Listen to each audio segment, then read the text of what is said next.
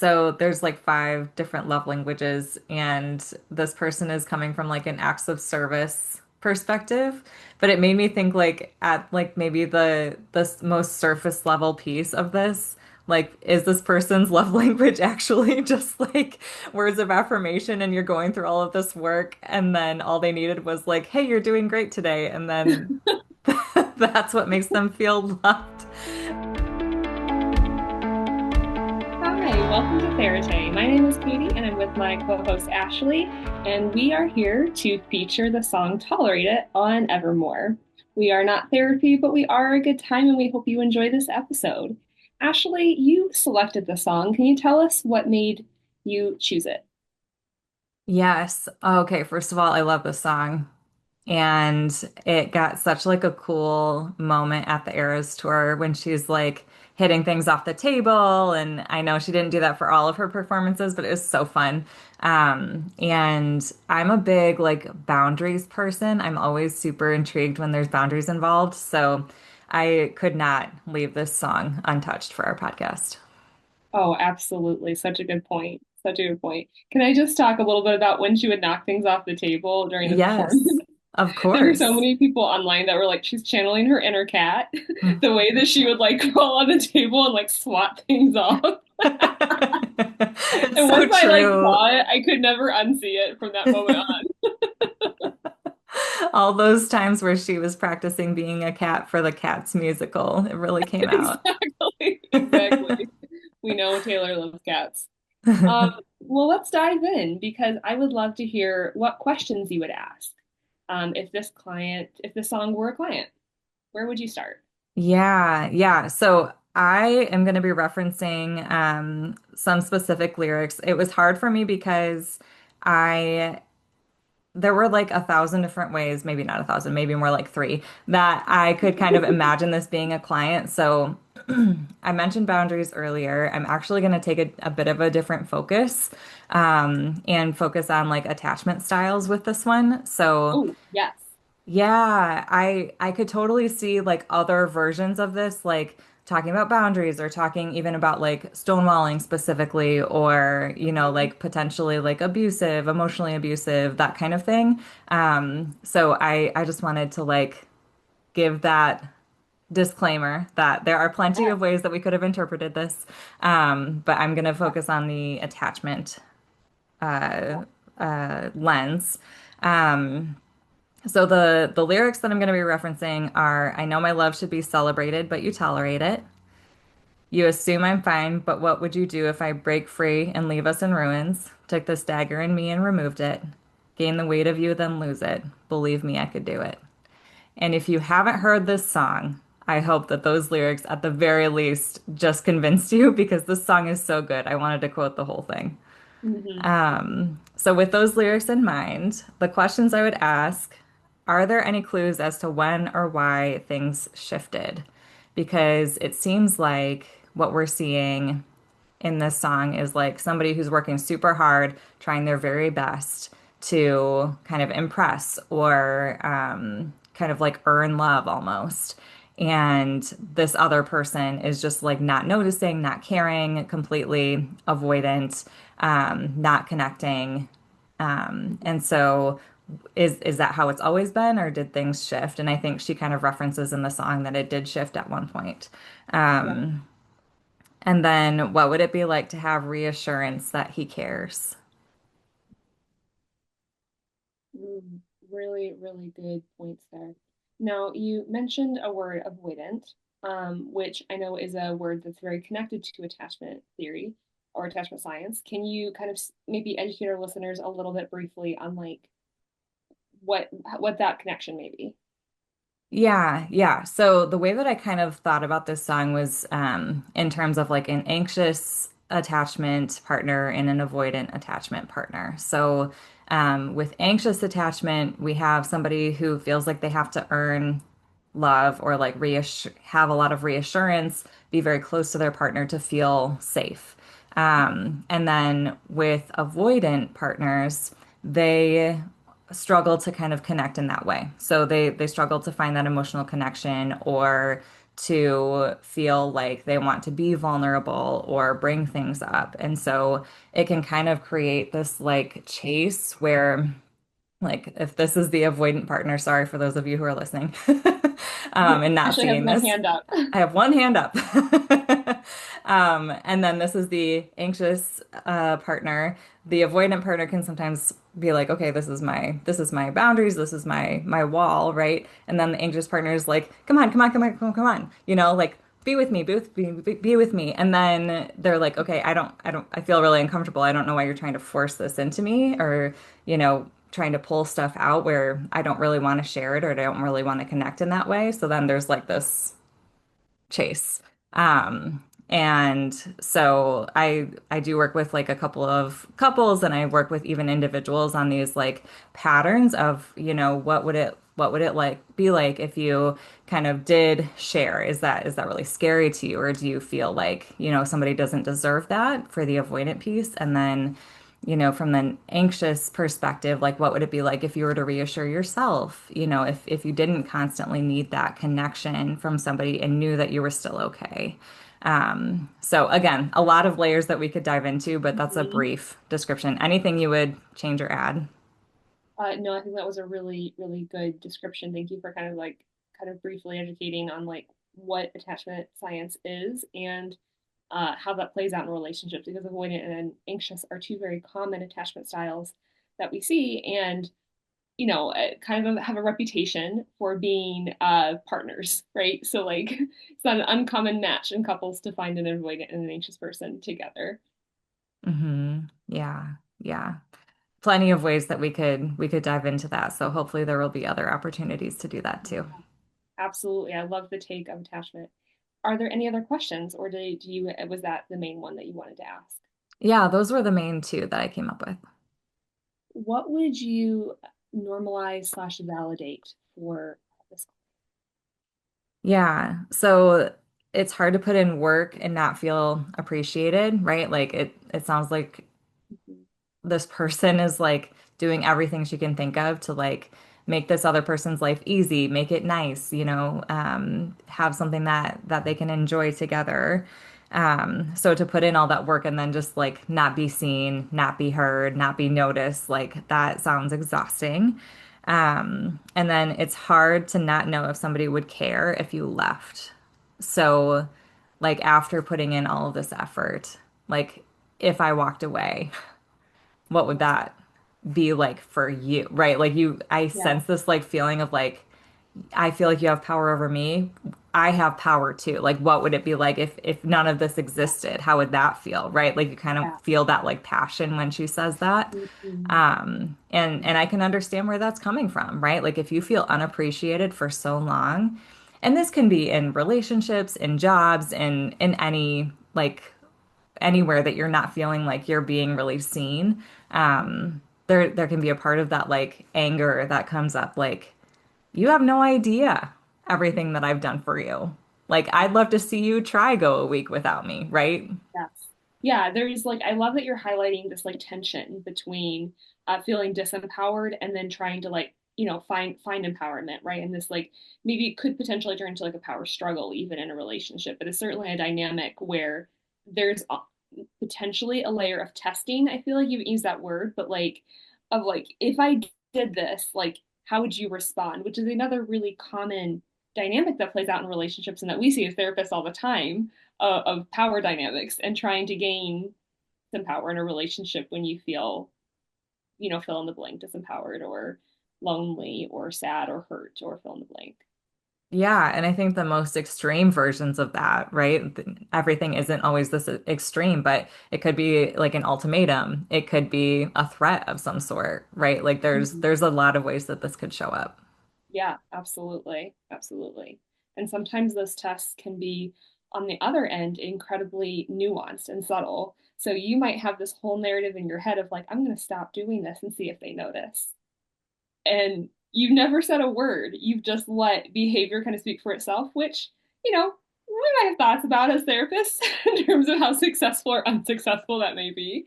But it's another kind of a quieter way of doing that that I think is really quite common, especially if you have somebody who's avoidant, maybe has a fear of conflict, or maybe just doesn't know how to have nuanced, emotional, complicated conversations. That's a Hmm. skill that has to be learned, and maybe you grew up in an environment where that was never modeled for you. So Hmm. it's not always a malicious thing. It could just be like, I don't know how. Yeah. Yeah, absolutely. Great things to normalize and validate. Anything more? And no, I think that was it. Anything that you would challenge? Yes. He may not be doing this to punish you, um, Ooh, okay. or may not even be on purpose. So my challenge is to kind of consider all the options, right? Mhm, Like we have one perspective in this song. Like if we were to zoom out and say like, okay, if we were giving everybody like a gracious interpretation of what's happening and the behavior that's going on, mhm, is that maybe it is what's happening. Maybe it is purposeful. But if it isn't, could we come to a place where we could kind of repair and reconnect that relationship? mhm. Now, I would like to like jump in here and add like a kind of off the record question here, but like, um, she talks about indiscretions. So how do you factor in like that word with its implications into what you were just saying about like, taking perspective taking and you being careful about assumptions, things like that? I don't remember the lyric where she says that, so let me look that up a second so I can Yeah. honestly answer. She said, I take all your indiscretions in good fun. I greet you with a battle hero's welcome. I take your indiscretions all in good fun. I sit and listen. I polish plates till they gleam and glisten. Hmm. Hmm. Yeah, yeah. So again, like I I think there are times where things can be interpreted in a way that isn't necessarily the case. Mm, And it could, in some cases, it can be like um, trying to think of like the best way to word this. I think it can be where your past is showing up in ways that you're assuming that things are happening. sure. Now, I want to be clear that like if somebody is feeling this way, they're feeling this way for a reason, right? Right. Like that it's not like you're Yeah. making this whole thing up. Right. But if I'm looking at challenging anything, right, I want Mhm. to make sure that what's being told to me is actually happening in the way that it's being meant to, right? Yes. Yeah. Yes. Clarify it. Be very clear. Like when you say that, what are you exactly referencing? And Yeah. validating that you're feeling that way for a reason. But sometimes we can look at those indiscretions as very black and white, and they might be gray. And that gray could be our own past lens of experiences filling in that color a little bit. Yeah, that's a great way to put it. Yeah, and yeah, this is such a like I want to be super careful when we're talking about this, right? Because I want to believe people. And again, like if it feels that way, there's a reason for that. If the Right. reason is that this is exactly what's happening, let's navigate it. If there Yeah. is a little bit of past stuff like coming in and Right. this is happening, we should Right. probably work through all factors. Right. And are you open to exploring something other? Like, are you open to having that conversation either? Because sometimes, because of a past experience or, maybe a past observation you made of another close relationship, like you could be feeling this so intensely and be like, no, like my mind is made up about this Hmm. versus like, okay, maybe I do need to seek kind of clarification about this. And yeah, we're Yeah. making very general, like, we're extrapolating possibilities, right? So to any listener, like it every situation is going to be so delicate, is going to be so unique. So yes, Yeah. I really like that point. I think I might even go so far as to say that might be an unpopular take. Hmm. There might be people who are like, grab your pitchforks, let's go burn, like we're so angry. But I appreciate that take of like, yeah, let's slow down and actually like be thorough about Hmm. assumptions and let's really interrogate and like question and get curious before we possibly make a decision with really life-changing implications. Right, right. I think that's really important. Yeah, I definitely do not want this to come off as like, oh yeah, just invalidate everything that I'm noticing and that's fine. Like Yes. that's not Yes. at all what I am saying. Yes. So yeah, everything comes with a Yes. disclaimer. Love it. What recommendations would you give to this client?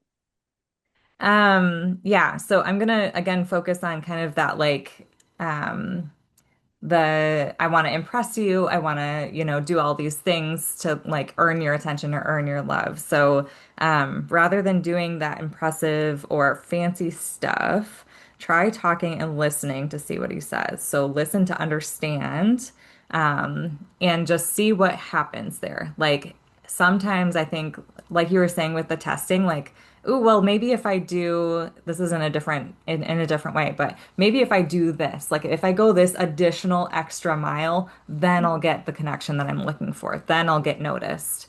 Yeah. And so what I would say is it doesn't seem like that stuff is working, and it might be worth just like sitting on a couch together, maybe a therapy couch, maybe not, Mhm. and saying, like, okay, what's really going on for you? Like, if you care about this relationship enough to make this work, what's going on for your partner, right? Yeah. And if they aren't willing to answer that, or they don't have a good answer, Mhm. that's a completely different conversation. Right. Or an answer that you're willing to live with, right? Maybe Right. they had an answer, but that's where you part ways, or that's where Hmm. you, yeah, whatever, put boundaries up, like you were saying. Yeah. Yeah. But like gosh, there are so many factors to this. Like, is he depressed? Like is he really stressed about something else happening? Like, and he's just not able to talk about it? Like, is there, that's where it's like we don't have any of these answers. We only have Right. this Right. perspective. And I'm really loving your perspective here, Ashley, because I would just like add to like this song, like this client is in their feelings. Oh Like yeah. this song is just, which is I actually have something to say about the feelings, but like this song without ever really naming emotions is full of intense emotion. Yeah. Yeah. And emotions are there to give us messages. Hmm. And those messages are about how we experience something. And that's always reliable information as to how you experienced it. That doesn't mean it's reliable information in terms of like what exactly happened, but rather how you experienced it, which is an important distinction and one that often gets lost. So, yeah, Ashley's over here like, facts. Let's come back to facts. Facts are friends. Yeah, yeah. But like again, if this person is a client, we take a moment for those feelings, right? Like we need to feel those. And I'll Yeah. get to that in a little bit too. But like that I I totally hear what you're saying that like yes, this person is definitely like in the throes of these feelings. And there are moments for that. It is totally valid to do that. Absolutely. How would you wrap up with encouragement for this person? Yes. So, um I wrote down a lot of stuff here. Yeah. So it sounds like you care for people well, and you show that you love them, lots of acts of service happening, like you're definitely like trying to show that care and that love. And willing to go the extra mile for somebody is not common, I don't think, for people very often these days. So, like that's a really kind thing. Those are kind things to do. Yeah. Um, and then I also said, I'm sure you're tired, and I would encourage you to take a rest. Try to find like a place that you can feel refreshed, even if it's just emotionally, right? Like, is there something that does feel life-giving for you, not just focusing on what the other person might be interested or care about, but like, what do you care about? And then doing that. So, another encouragement, the feelings that you're feeling are okay. And it's okay to like sit with them, Yeah. like experience the feelings. And like you said, like they do show us something about our experience, and that's important to pay attention to. even if all the factors aren't being considered in that moment, like sitting with that feeling and saying like, okay, what do I feel like I need right now? That's a really important thing. And the last thing I would encourage this person with is you don't have to earn love. Oh, oh, arrow to the heart. I know. Wow. Yeah. Yeah. So, Katie, I want to hear how you kind of interpreted this song. Are there specific Yeah, lyrics that you wanted to focus on? I did. And after hearing you, like your perspective, Ashley, I'm like, oh man, there's like you brought up such good points, and I'm like, there's so much more I want to say, but I will stay focused with what I took notes on. So I'll read the lyrics that I focused on today.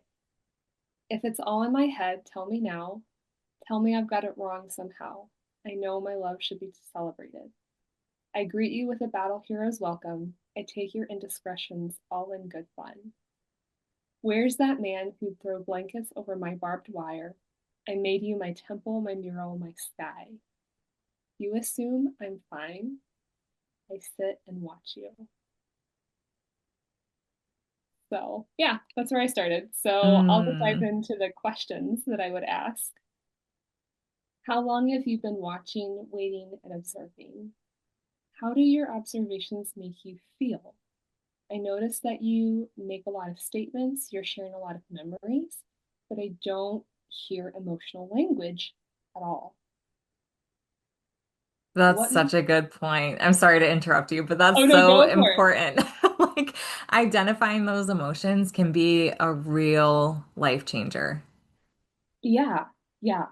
And when I'm in session with clients and I hear them telling me a story, and the story is evoking emotions, but they're not using emotional language, that can be a sign that someone is intellectualizing and they're distancing themselves from the feelings that they're in.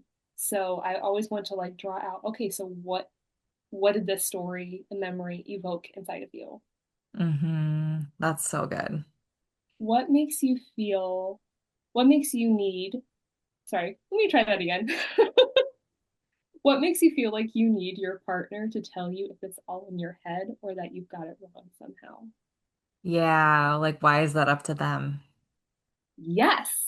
Are you struggling to believe or trust your own observations?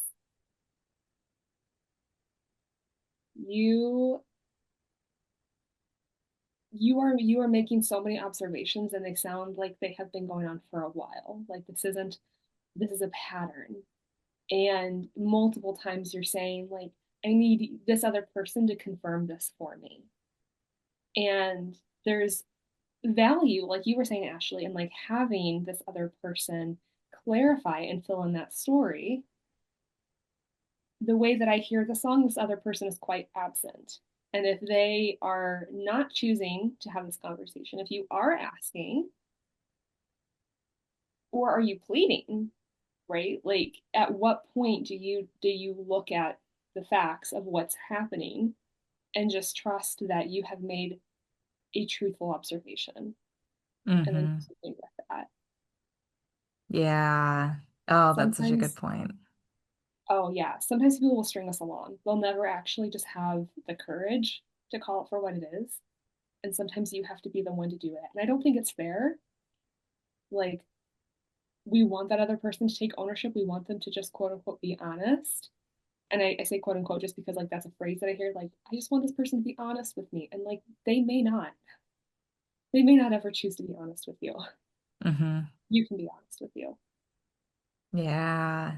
Yeah. That's really beautiful. What would you validate for this person? I know my love should be celebrated. And I agree. Your love is so worthwhile, and you Hmm. seem to really know this. And I'll add, there appears to be a difference between what you know and your behavior. Can we explore the disconnect? Uh, Yes. yeah. Did you have something to say there, Ashley? I like you saw like the decision being made. Um, yeah, because is doing all of this stuff love? That is the million dollar question. It was something that I was processing while I was listening to it too. Like you're showing that you care. You're Mhm, doing kind things. mhm. Is it coming from a place of love or is it coming from a place of I want this from you. I need this from you. I need something. That is such a challenging question, and I want our listeners to know that that would be a nuanced question, that would be a gentle question, that would be a process of exploring that Hmm. with a client. We would never just jump to that. But what you are naming right there is a very difficult truth that sometimes we say things like I was made to do this, or like I did this because I care, or I don't want to hurt their feelings, or we can kind of cloak motivations as like I'm doing this for this other person. And when you actually dive down deeper, it's like, was that actually the motivation? Because it sounds like you can't tolerate the discomfort of a boundary, and that's why you're people pleasing. You're not pleasing because you want them to be happy. You're actually just trying to soothe your own nervous system here because you can't tolerate their discomfort. So like this ultimately comes down to you, you know? So kind of like in this relationship, like love could be a factor. Is it the only one? Hmm. Hmm. Yeah. Yeah. Yeah. Anything else you would validate? Sorry for Yeah, interrupting. a few more pieces. Oh, I loved your insight. Where's that man who'd throw blankets over my barbed wire? So this is the only reference in the song to the past history between the song slash client and the partner. And it gives us a little glimpse into maybe why it's hard to leave, because this is somebody who saw your rough, sharp edges and found a way to coexist, how to cover them, how to be with you. And if you're somebody who's like aware of like your quote unquote barbed wire, like those hard parts to you, when you have found somebody who's willing to be with you in that, that's an incredibly hard thing to leave. And even if you were to look at this song and be like, this partner is like trash, they're the worst, leave them. Like, no, there's a reason why you first started a relationship with them. There's a reason why you've been at this long. Like, that is worth seeing and that is worth validating because that's that tension, that push pull of like, I might leave. Also, I find it really hard to leave. Um, so just want to validate that. And then I also wanted to highlight this sentence: I made you my temple, my mural, my sky. And I just want to say how easy it is to do that. Like, I think that that lyric could hold a lot of judgment of like, you made this person your world, really? But whoa, it's so easy to do. Hmm. To center somebody else in your life as the focus, like, wow. And I would even add that this client has been doing some self reflecting and they're realizing that there's an inequality in this relationship and you're recognizing it's not being reciprocated. So I would just really call out and affirm and validate like your self-reflection there and that awareness that you have centered somebody maybe further than what should have been done. Mm. Yeah. Yeah. That's really That good, Katie. those wraps up that wraps up my normalization and validation piece.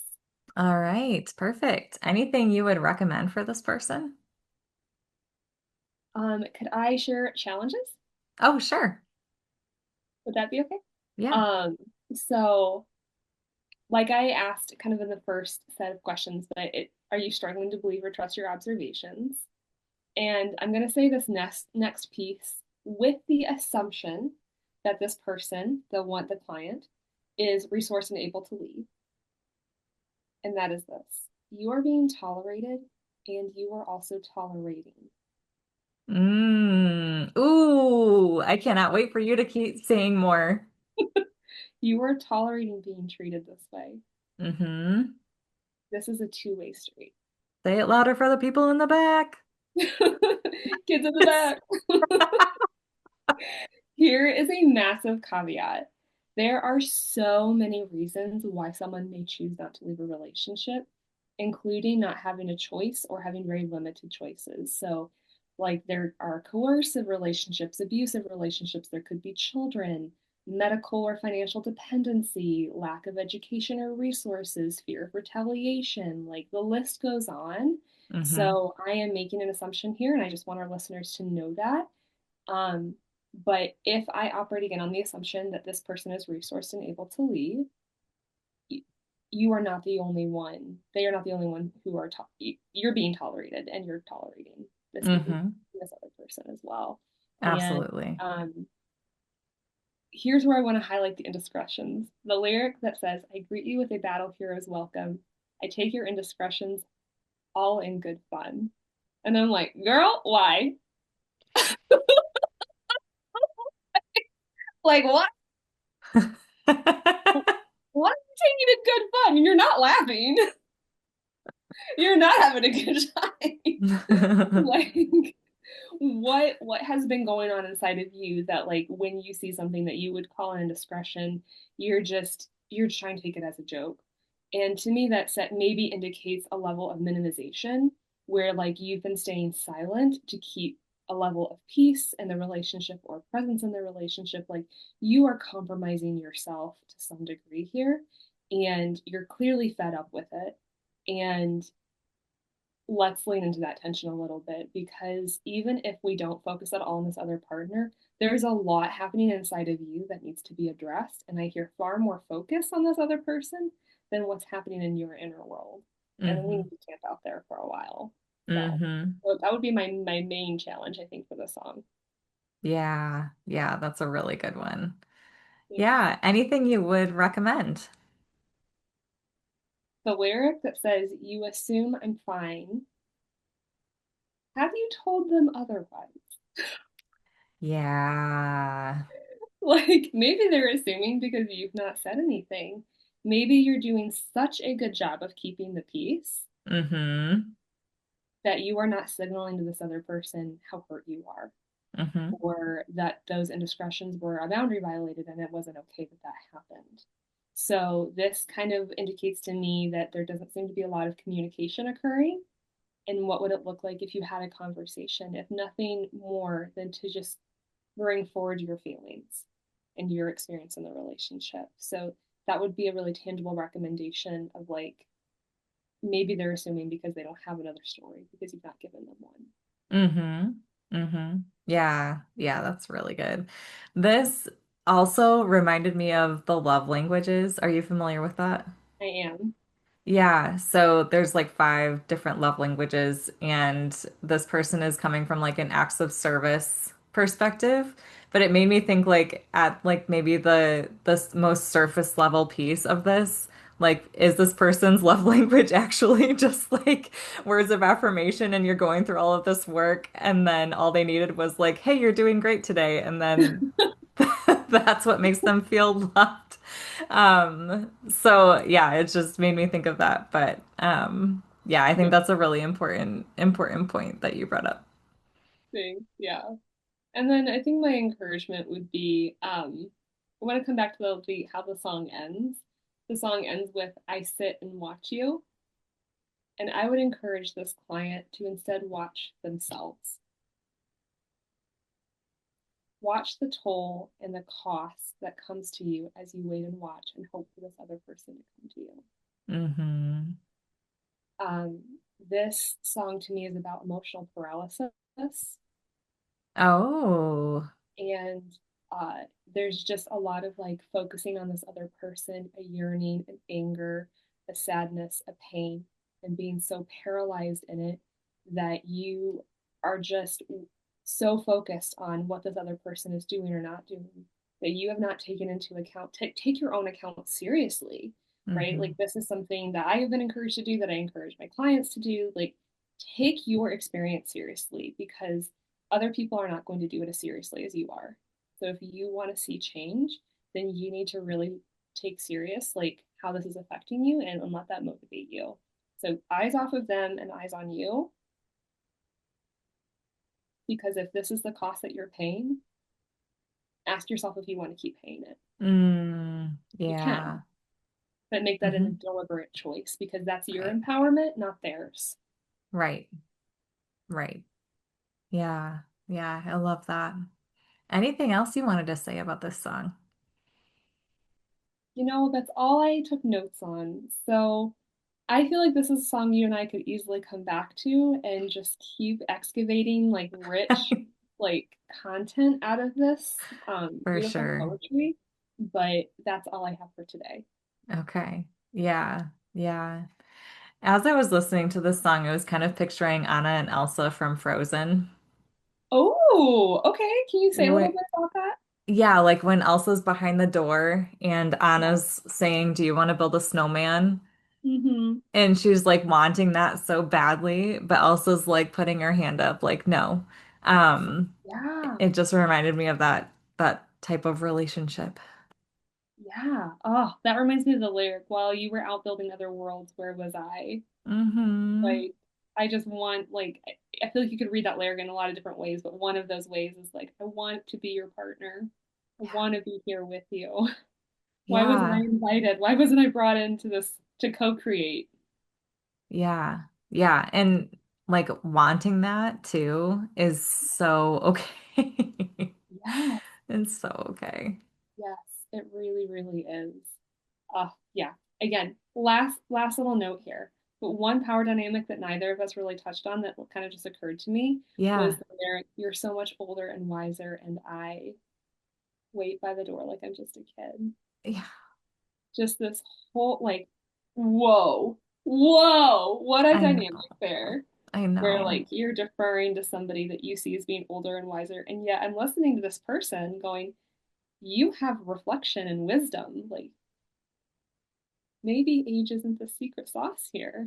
Mm-hmm. Maybe emotional maturity, maybe reflection isn't about age. Mm-hmm. Yeah, that's so good.